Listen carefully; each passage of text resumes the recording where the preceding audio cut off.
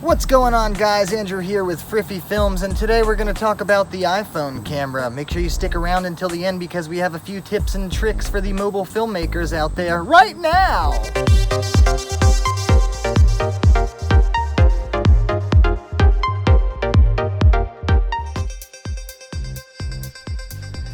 What's going on, you crazy rascals? Andrew here with Friffy Films, and I'd like to welcome you to another episode of Assessing the Situation. Today we're looking at a few tricks and tips with your iPhone camera that you may or may not know. We're talking screen recording, we're talking photo and video mode in the iPhone's built-in camera application, and we got a few extra things in there as well for all you mobile filmmakers out there. There's a lot you can do here even with just the built-in features with the device you already have in your pocket. Alright, and we're not here to waste your time or else we'd be doing a video on Androids. Got 'em! So let's get to it right now. Let's start by opening the camera application. There are a few different ways to get in the iPhone's camera application, and it might be good to know them all so you never have an issue when the perfect moment arises. The first way we get into the camera app is by simply tapping on the camera button from your notifications screen.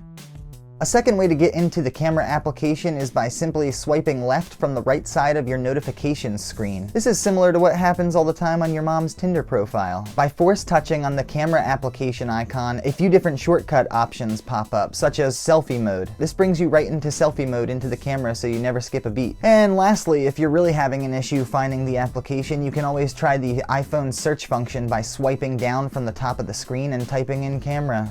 Boom. Now let's talk about the camera application settings. We'll start by tapping the settings icon and then we'll scroll down to camera. Within these settings options, you have the ability to control things like the frame rate and resolution. You can tell what your camera is set to by checking the top right corner when in video mode. I typically have mine set to record at 4K at 24 frames per second, which of course, like the nice little guide that Apple provided at the bottom, really gives you the film look. Higher frame rates are great for when you want to slow things down to half speed when editing, and that gives you some pretty smooth slow motion results. Keep in mind though, the higher the resolution and frame rate, the more space your footage will take up on your phone. There's another tab within these settings that allows you to adjust your slow motion recording frame rate. The XS Max can go all the way up to 240 frames per second, which is pretty dope. There's an option that allows you to turn off a grid or guide overlay to help you easily make sure your subject is framed correctly. Using these grid lines, or the rule of thirds, means placing your subject or subjects on these lines or points of interest. By following these general guides, the framing of your photos and video will be a little more visually appealing. But of course, don't ever be afraid to break the rules. To set the focus and exposure of your image, simply tap anywhere on your screen. You will see that it not only adjusts the focus of your image, but also the exposure as well, or brightness. After you tap once and set your focus, you can slide your finger up and down anywhere on your screen until you reach your desired exposure. I always see people thinking they need to actually put their finger directly on the little sun icon, but this is simply not the case. You can put your finger anywhere on the screen and simply slide up and down. It's important to lock in your focus and exposure so you get a nice crisp image. It's especially important when you're doing video so the camera's not kind of jumping around and bouncing through the automatic settings while you're trying to film. 9 times out of 10 you'll get much smoother results using manual settings. So if you lock it in beforehand, your shots should stay consistent. After you take a photo or video, this will go back to its automatic settings. And if you'd like to lock in your focus and exposure, all you have to do is press and hold on your subject, then adjust the exposure and start shooting. You'll know when it's locked in because of the yellow AE focus lock icon that pops up at the top of your screen. Your setting is now locked in place until you tap elsewhere on your screen or exit the application. And of course, to take a photo after adjusting your focus and exposure, just tap the big gray shutter button on the bottom middle of your screen. When you're holding your phone in landscape mode, you can also use the volume buttons on the side of your phone as a shutter button to take a photo as well. You can also start and stop recording. This really starts to make the iPhone feel like a traditional point-and-shoot camera, only in your pocket. Next, to make use of your dual cameras and to zoom in and out with your iPhone's camera, there is a small 1x button on the bottom middle of the screen. You can tap to zoom into 2x zoom, or you can also press and hold and slide your finger left and right to begin zooming in and out. Be careful not to push it too far because you're definitely going to start to lose quality the more and more you zoom in. As we said before, to take a photo in the camera app, you simply press the large gray shutter button. But what about those super quick action shots? Good question. Maybe your little one has a soccer game, or maybe you're at a horse race. The subjects are moving quick in those scenarios, and it can be difficult to capture the right moment. For these moments, a solution could be burst photos. Luckily for us, it's built right into the camera app. All you have to do is press and hold the shutter button. Your iPhone will continuously take photos until you release the shutter button. This is a really nice feature that allows you to quickly browse through and select a few favorites, or even just keep them all until you have a chance to go through them. Another cool little sort of hidden feature are the overhead center crosshair markers. For those cool top-down shots, when you hold your iPhone parallel with the ground, either facing up or facing down, a helpful crosshair guide pops up and really helps keep your shots level and helps keep your subjects dead center. There are a few icons on the top of the application with some more features as well. One I often see people struggle with is the flash. They go to take a photo and the flash doesn't pop on when they want it to, or it does pop on when they don't want it to. You've seen it. Chances are you have your flash setting to auto. To change this, simply tap the icon towards the top left corner that looks like a lightning bolt. You can either set it up to auto, on, or off. I usually keep this off and only turn it on if I feel like a shot really needs it. This is where adjusting your exposure comes into play as well. Setting a timer for your photos can also be a really cool, useful feature. If you have a tripod or even a wall that you can lean your phone on, you can set a timer for either 3 or 10 seconds with the little stopwatch icon at the top of the application. This is great for getting you and your buddies in a shot when your arm just isn't long enough for a selfie, or perhaps there just isn't a human around to help you take a photo. The yellow circle icon at the top is to toggle your live photos on and off. This sort of gives you a video preview for a second or two before and after your shot. I pretty much always keep this off. I kind of feel like that's why there's a photo mode and a video mode. Some people think it's cool though. If you're wondering how to turn it on or off, there it is. And one more quick feature that everyone seems to enjoy is the iPhone's portrait mode. This lets you take a photo of a subject, which is designed for and works best with faces, and it keeps your subject nice and sharp while doing its best to blur out the background. This gives your images some nice depth of field and really helps to get that pro quality cinematic look without needing to purchase a fancy lens. Now let's talk about screen recording. The screen recording function is located in the control center. To get to the control center, swipe down from the right side of your screen, not the left side. Swipe down from the top right side of your screen. You may find that the screen record option isn't there at first. No biggie, Friffy's got you, dog. To add the screen record function to your control center, go into your iPhone settings, then to control center. Scroll down until you see the screen recording tab, highlight the little plus icon and make it green. Now when you swipe down to access your control center, you will see the screen record icon. To start a screen recording, just tap. It gives you a 3-second countdown and then it begins to roll. There is a small red icon that pops up in the top left corner of your phone, letting you know it's recording. To end the recording, just go to your control center and tap on the screen record button again. Or you can simply tap the red icon in the top left-hand corner of your screen to stop recording. It will ask you if you want to end the recording. You select yes. A banner then pops up announcing it just made a recording for you, and the video is sent directly to your camera roll. You can then share it with whom and in whatever fashion you'd like. We like airdropping.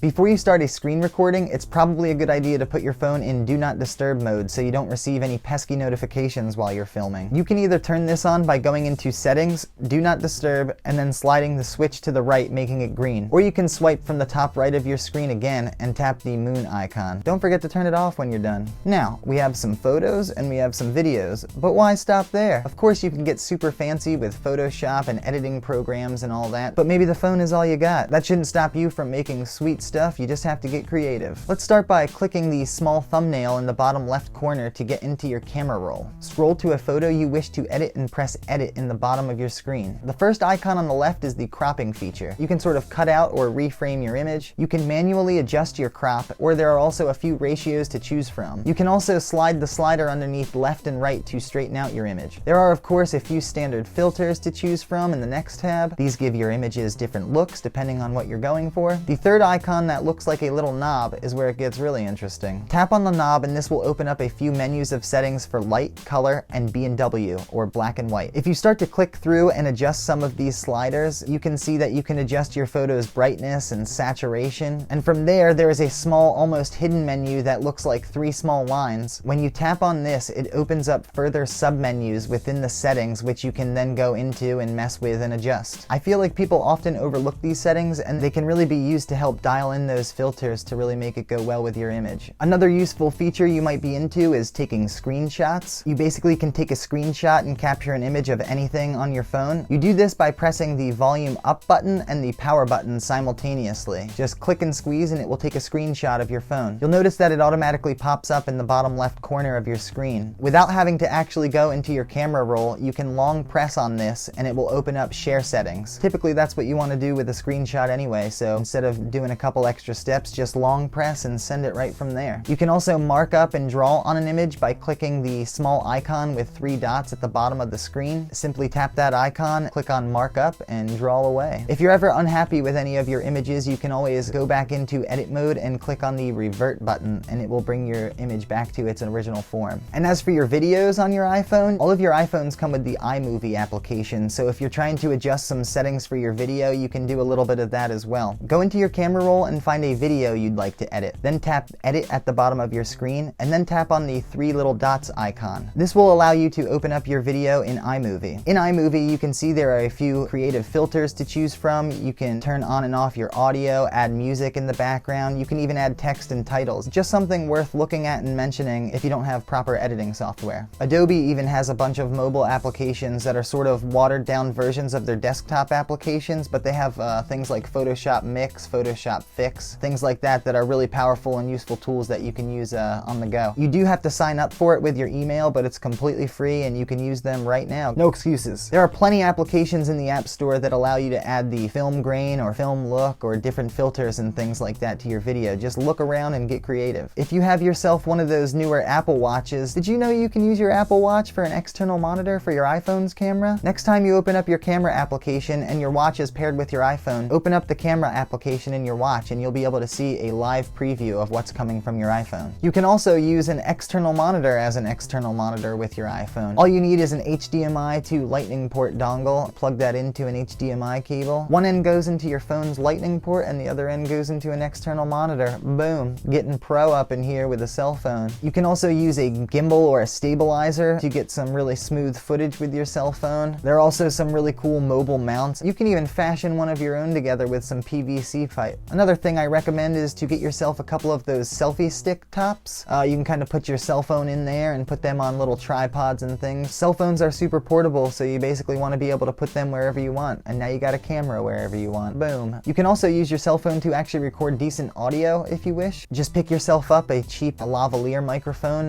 with a 3.5mm jack adapter and use the iPhone's Lightning to headphone adapter and plug it in. For recording on the phone, I like to either use the Voice Memos app, which works pretty well, or also you can use GarageBand. GarageBand also comes with your iPhone. You open it up and create a new project, and you select microphone and voice recording. The only thing you need to remember to do before recording is to tap the plus button in the top right-hand corner of the screen. This opens up the bars section, and I would change that from 8 to automatic. Otherwise, it will stop recording after 8 bars and sort of loop and stop itself. If you put it on automatic, it will just continue recording until you press stop. Then when you're done recording, give it a name and simply share it in any way you choose. Another cool hidden tip is with your old Apple headphones. Remember those things with the wires and stuff before they came out with those sweet AirPods? Well, don't throw them away yet. You can still use them as an external shutter button for your iPhone's camera as well. Simply plug in the headphones to your Lightning port and use the up and down volume buttons to take a picture or start and stop recording. This keeps your hands away from the camera so you don't shake it when hitting the shutter button if it's on a tripod. They're also really convenient if you're trying to film some reaction videos or perhaps some pranks, or maybe you're just stalking somebody and you're trying to make it look like you're not looking at them. Put your headphones on and pretend like you're watching YouTube, but really,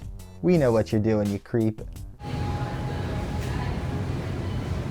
Now let's say you're going through your photos and you accidentally delete something. Oh no, what am I gonna do? No worries here, simply go into your camera roll and click on Albums at the top right-hand corner, and then scroll all the way down to Recently Deleted. When you delete something from your camera roll, it goes here for about 30 days, and you can either choose to recover or delete them permanently from your iPhone. So don't worry, it should be safe. Unless you deleted it from there already too, and it's probably not, and it's gone, but You get it. Another thing to think about when shooting with your iPhone is your different angles. You don't always have to be straight on. Switch it up a little. Maybe you can take some high angles, make things look really small, maybe some low angles and make people look really big. When messing with high and low stuff, you really can create different kinds of depth and interesting looks and stuff with your images, so don't forget about messing with angles. There are other applications as well that allow further hijacking of your iPhone's camera, such as Filmic Pro, which a lot of mobile filmmakers use these days, myself included. Filmic Pro is a really cool app. You can adjust color temperatures, different frame rates and settings. It has different focus assist guides. It's just a really cool, useful tool that allows further manual control of your iPhone camera. With Filmic Pro, you also have the ability to use your Apple Watch as an external monitor, which is so dope. Another app I love using is the Teleprompter Pro application. You basically can type in your own script and it gives you a little teleprompter. It also gives you the ability to record in selfie mode, so you're actually recording what you're saying while looking directly at the text. It's a pretty awesome application and it's only a couple bucks. Check it out. It's another really awesome application that can take your mobile projects to the next level. Alright, party people, and that was our video on iPhone camera tricks and tips for mobile filmmaking. I hope you found at least something in there useful. The cameras in these phones are getting way sweet. They do have some limitations with low light, but hey, there shouldn't be any excuses to not start your projects because now you know that you have something that you can film with and create with right in your pocket. So turn some lights on, use the sun, do whatever you gotta do, just press record. Anyway, thank you so much for watching. Like, comment, subscribe, have a tickle fight, do whatever it is you kids do these days. I am Andrew with Friffy Films telling you to remember, don't purchase anything with Velcro.